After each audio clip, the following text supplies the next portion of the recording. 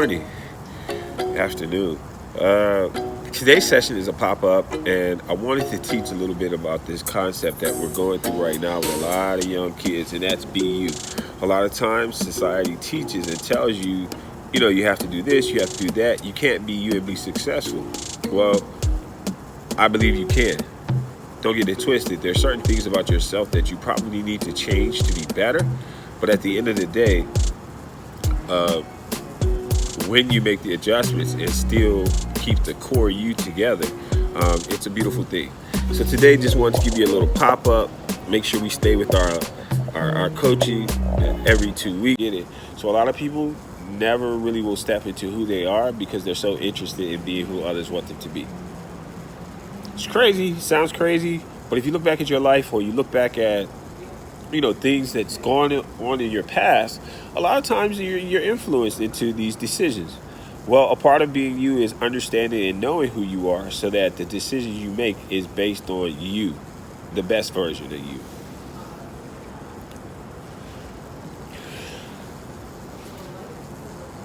I love this image. It's like a grown person right there, and the reality is, even though you can see them and you see the image, the reality is they're still kind of lost. They don't know who they are. Look at it at the top, right where your head is supposed to be. Go back. See if I get my pencil up. There we go. You got this big question mark. It looks funny, but the reality is that's how a lot of people live their life.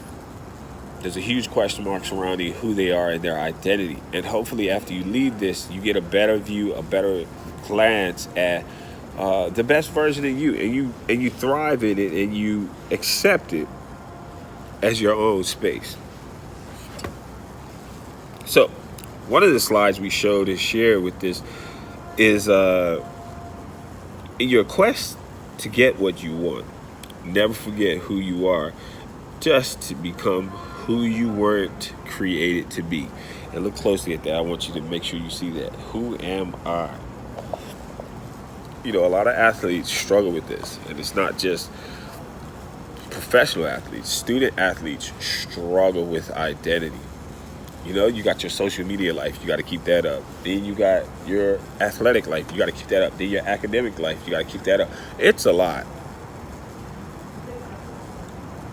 In your quest to get where you want, just don't bypass who you're supposed to be who you want to be or what people say you should be. It's deep. I don't want to go too deep because I know this is just a little pop-up. But we just got real deep with our student athletes, and we just basically made them sit and undress and say, why are you doing this? What's your ulterior motive? What's your real reason behind this? Is there a crooked way that you're trying to go about it to get to success? It's not going to work. Or it may work, and then it won't last for long. That's usually how it does. The second thing I want to show you is, and I want to make sure you guys see this, so I'm going to get it nice and close. It says, do you know who you are? Not just your name, what you like to do or be. And as you see my man, Kevin Hart. Hello, who are you? It looks funny, but it's real. You may know your name, but do you know who you are? Do you understand why you were created? Why you're good in sports? A lot of people don't. It's funny. I was watching a movie the other day with Ben Stiller. Was it him? Anyways, and the movie's talking about a comeback, and basically he has a player on his team. And he's like, yo, you're like light years above everybody else. You're the leader of this team. And the kid didn't want to be the leader. And he was like, no, you're the leader. And it was difficult for him as a coach because he was a leader when he played. So now he had to figure out how to transfer this information for this kid to see it. And we did a similar exercise with our kids. And we were just like, yo, you have to break it down. You have to figure out who you are. If you don't figure out who you are, then you'll never know who you're supposed to be and what your purpose is. And, it sounds funny. It seems like a simple question, like, who are you? But you'd be surprised how many people don't know how to answer that because they don't know who they are. And if you don't know who you are, especially in the athletics world, it's a very cagey thing.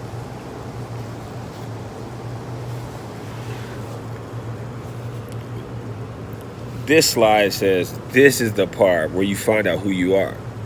So many people lose sight of who they are because they're distracted by who their ego, make sure I circle this so somebody can see this, because of who your ego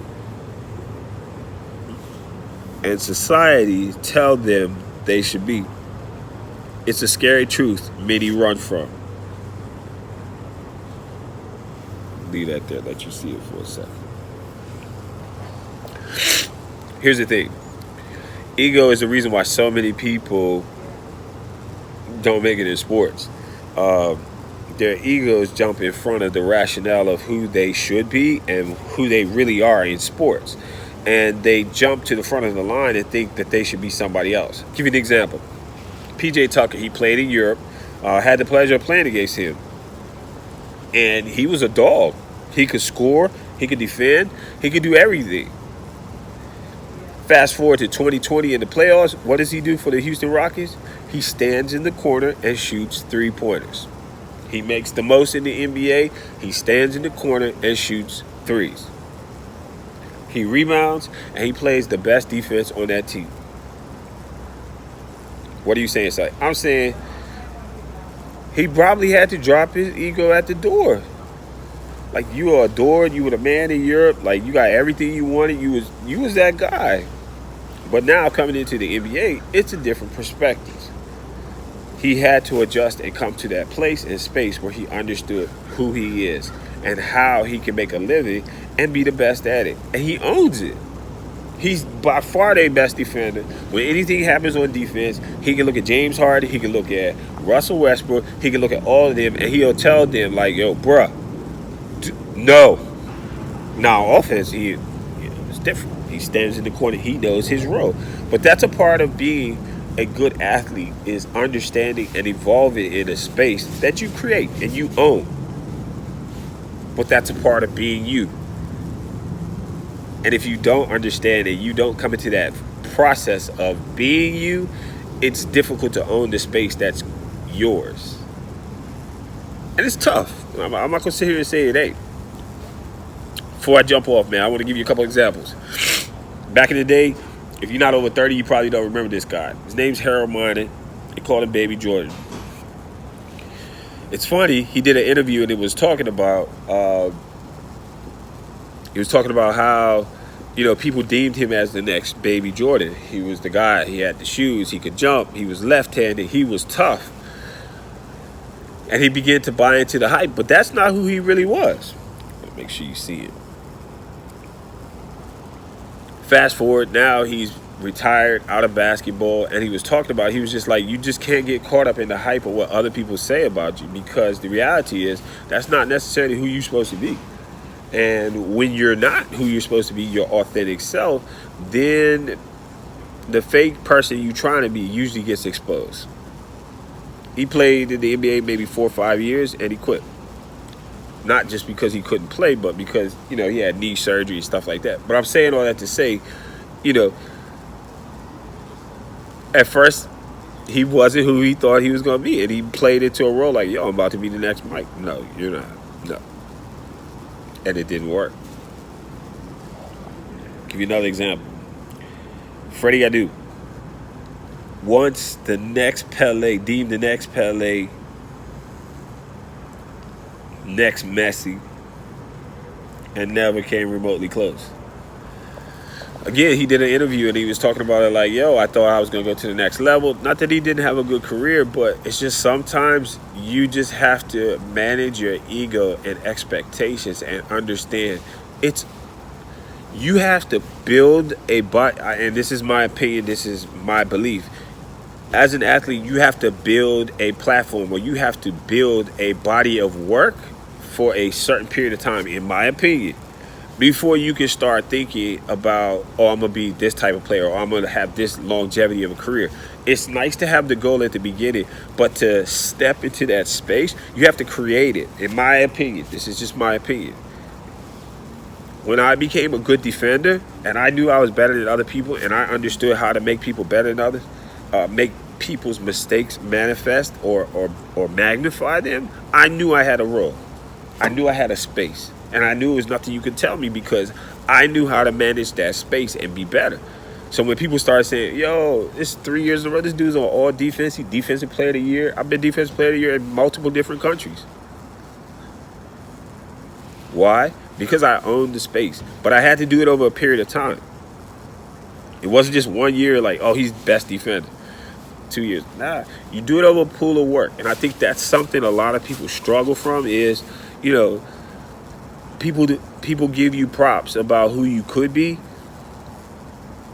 and don't hold you accountable to who you are right now. Reality is, they thought he was about to be the next Pele. He was about to be the next best thing sliced bread. Didn't happen. I want to leave you with this.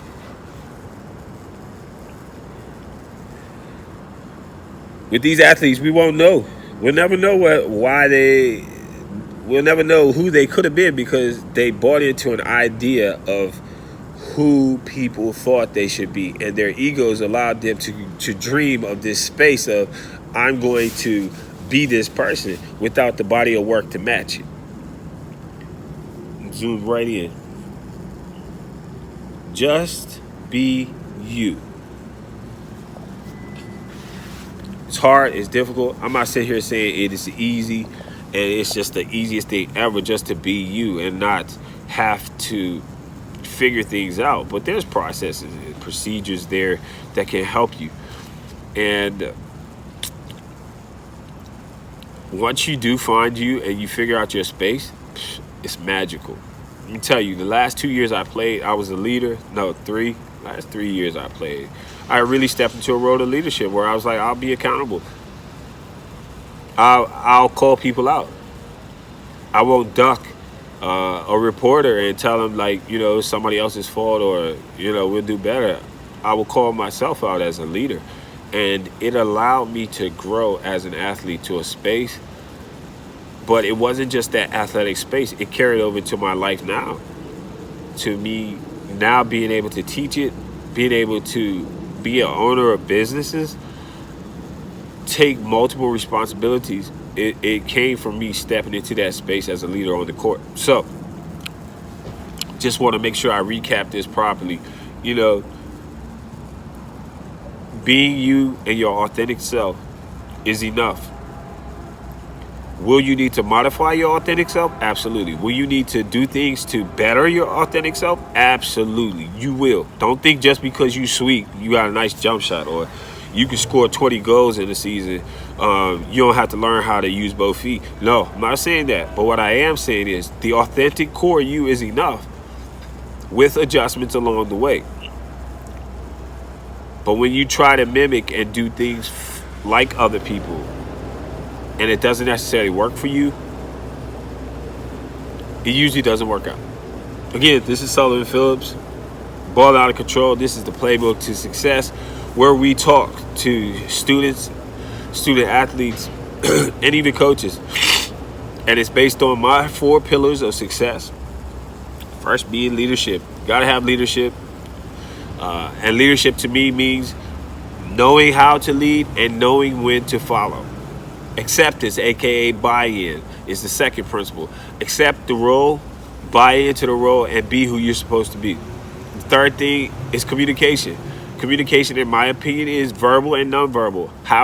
Learning how to communicate, be an effective communicator, always helps in athletics, big time, and life. And last but not least, execution. Execution in every way, shape, or form is everything. People who execute usually win. And it's not just in sports, it's in life. So, Sullivan Phillips, Ball Out of Control. We signing out. Hope you enjoyed it. Leave comments below. Let me know if there's a topic or something that you might want to hear me, give a little snippet of a session on. We're here to help. Again, look in the link in the bio. You can join our coaching session that we've just created. And just know, it's not the normal Zoom call. It's not. It's very interactive. It's very much so catered to helping young people figure out what success looks like for them. Take care.